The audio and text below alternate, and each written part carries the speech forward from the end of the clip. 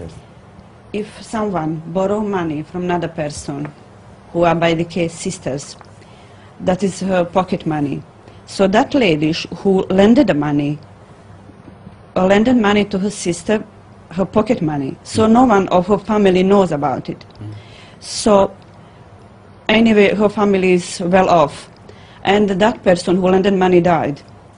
This person who borrowed money has a right regarding Sharia law to give that amount of money for the mosque or another hayrat on behalf of her late sister. No.